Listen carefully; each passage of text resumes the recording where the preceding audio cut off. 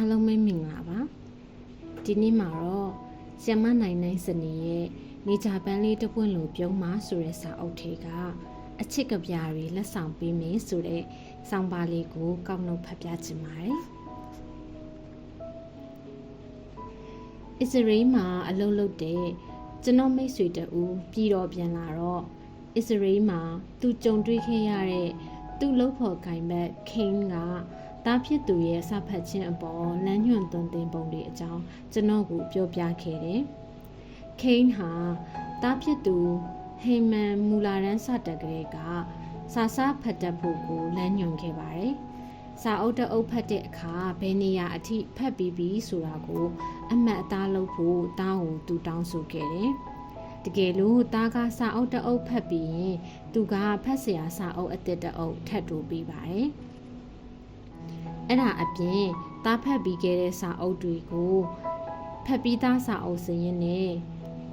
သူထည့်သွင်းတတ်ခဲ့တယ်။အဲ့ဒီစရင်းစာအုပ်ထဲမှာစာအုပ်တအုပ်ကိုတားဘယ်နေ့မှစလန်ပြီးဘယ်နေ့မှနောက်ဆုံးစာမျက်နှာရောက်တယ်ဆိုတဲ့အချိန်ကိုလည်းတည်တည်ချာချာရေးမှတ်ထားတယ်။စာအုပ်တွေကိုလည်းရုပ်ပြတရိษံအပင်ပပူးကြောက်စစ်ကပခရီးသွားလာရေးတမိုင်းစသဖြင့်ခွဲခြားထားတယ်။အချိန်တိုင်းတာတစ်ခုအကြာမှာတားဖြစ်သူဖတ်ခဲ့တဲ့စာအုပ်စရင်းထဲမှာတမိုင်းစာအုပ်တွေမပါတာကိုခိန်းသတိထားမိလိုက်တယ်။တမိုင်းစာအုပ်ကိုတားထိတောင်မထိခဲ့ပါဘူး။စာအုပ်ဖတ်တာဟာထမင်းစားတယ်လို့ပဲလို့ခိန်းထင်တယ်။အစာရွေးရင်အာဟာရမပြေဝဖြစ်တတ်ပါတယ်။ခိန်းကတမိုင်းစာအုပ်ကိုတားကြိုက်တဲ့ရုပ်ပြစာအုပ်ပေါ်တင်ပြီးစာတူတစ်ကြောင်းရေးထားလိုက်တယ်။စာထဲမှာကဒီရုပ်ပြတွေကိုတားအရန်ကြိုက်တာဖေဖေသိတယ်။တကယ်လို့ဒီသမိုင်းစာအုပ်ကိုဖတ်ပြီးရင်ဒီလိုရုပ်ပြစာအုပ်3အုပ်သားရမယ်။တကယ်လို့ဒီသမိုင်းစာအုပ်ထဲမှာပါတဲ့အကြောင်းအရာအချင်းချုပ်နဲ့ဖတ်ပြီးခန်းစားရတဲ့ခန်းစားချက်ကိုတားရေးပြနိုင်ရင်ဒီလိုရုပ်ပြစာအုပ်တွေအားလုံးတားရမယ်လို့ရေးထားတယ်။ခိန်းရဲ့ဒီရည်မှန်းချက်ကအမှန်ခဲ့ပါတယ်။တားကသမိုင်းစာအုပ်တွေဖတ်မယ်လို့စပြောလာခဲ့လို့ပါ။ဒါပေမဲ့တားကစကားနားထောင်နေတာအလိမ္မာလေးတော့မဟုတ်ပါဘူး။တပတ်ကြော်ကြတဲ့အထိသမိုင်းစာအုပ်ကြားမှာညှက်ထားတဲ့စာမျက်နှာမတ်ဆက်ကူလေးနေရာမရွေးခဲ့ဘူးဆိုတာကိုခိန်းတတိထားမိလိုက်တယ်။တားစာမဖတ်တာတပတ်ကြော်ခဲ့ပြီ။ကျောင်းသင်ခန်းစာကိုတောင်စိတ်ပါမလုပ်ခဲ့တော့ပါဘူး။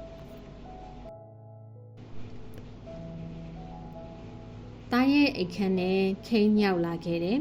။အန်ဆွဲတော့ခတ်ထားပါတယ်။ခိန်းဘလို့ပဲအတက်နိုင်ဆုံးမြားစာချပြီးဆွဲဆောင်ခဲ့လဲ။ဇပွဲပေါ်ကစာအုပ်ကိုတားမထိခဲ့တာ2ပတ်ရှိခဲ့ပါပြီ။ဒီတစ်ချိန်မှာတော့ခိန်းတကားခောက်ပြီးအိတ်ခမ်းထဲကိုဝင်လိုက်ချိန်တားဟာဒိုင်ယာကြီးစာအုပ်ကိုကမန်းတကရန်ပိတ်ပြီးအန်ဆွဲထဲထည့်လိုက်တာကိုသူတွေးလိုက်တယ်။ဇပွဲပေါ်မှာကောင်မလေးတပုံရှိနေခဲ့ပါတယ်။တားကြီးစားထားပြီးဆိုတာကိုခိန်းသိလိုက်ပါတယ်။အသိဉာဏ်ကင်းမဲ့ပဲအချစ်ကြောင့်တားဟာစာဖတ်ခြင်းကိုစွန့်လွန်လိုက်ပါတယ်။ဒါပေမဲ့ခိန်းတော့တာမထွက်ခဲ့ပါဘူး။နောက်တနေ့ညမှာတားရဲ့အခန်းတကားကိုသူခောက်လိုက်ပြန်ပါတယ်။ပြီးတော့နှွေးထွေးတဲ့လေတံနဲ့ဒီစာအုပ်ကတားကိုကူညီကောင်းကူညီနိုင်ပါလိမ့်မယ်လို့ပြောလိုက်တယ်။တားယူကြည့်လိုက်တော့ရုရှားကဗျာဆရာအလက်ဇန်နာဘက်စကင်ရဲ့အချစ်ကဗျာစာအုပ်ဖြစ်နေခဲ့ပါတယ်။ချစ်ချင်းမြတ်တာကိုဒီလိုလှပအောင်လူတိုင်းရေးနိုင်တာမဟုတ်ဘူး။စာအုပ်ထဲမှာပိုလှပတဲ့အချစ်ကိုဖေဖေတို့မြင်တွေ့နိုင်တယ်။တကယ်လို့တားကောက်နှုတ်ရေးသားခြင်းရင်တော့ဒီထက်ကောင်းတဲ့ကြပြစူးစီးမှုစာအုပ်မရှိတော့ဘူးလို့ကိန်းကပြောလိုက်တယ်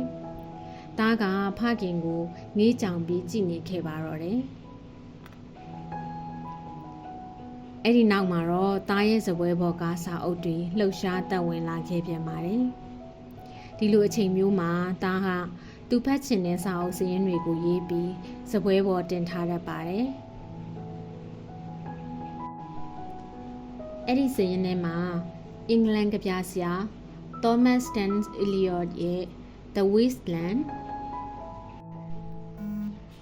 အိန္ဒိယကဗျာဆရာစာရေးဆရာတကူရဲ့ Stray Birds အင်္ဂလန်ကဗျာဆရာပါစီပိုင်စီရှယ်လီရဲ့ To a Skylark တို့ပါဝင်ပါတယ်။တာချစ်ကဗျာတွေကိုနှစ်သက်သွားပြီဆိုတာကိုခိန်အန်အောဝမ်းသာသိလိုက်ပါတယ်။ဒါလည်းနောက်တစ်ချိန်မှာမြင့်မြတ်တဲ့ကဗျာဆရာတူဖြစ်လာနိုင်တယ်လို့ခိန်တွေးမိတယ်။ဒါနဲ့စာအုပ်စရင်ကင်ပြီးဝမ်းသာအားရစာအုပ်ဆိုင်စီပြေးသွားခဲ့ပါတော့တယ်။စာဖတ်ခြင်းကအထူးသဖြင့်ကျောင်းပြင်ပါစာဖတ်ရှုခြင်းကတားကိုအလောက်ကောင်းတစ်ခုရှာပေးနိုင်ခြင်းမှရှာပေးနိုင်ပါလိမ့်မယ်။ဒါပေမဲ့စာဖတ်ခြင်းကြောင့်ရလာတဲ့အသိဉာဏ်ပညာက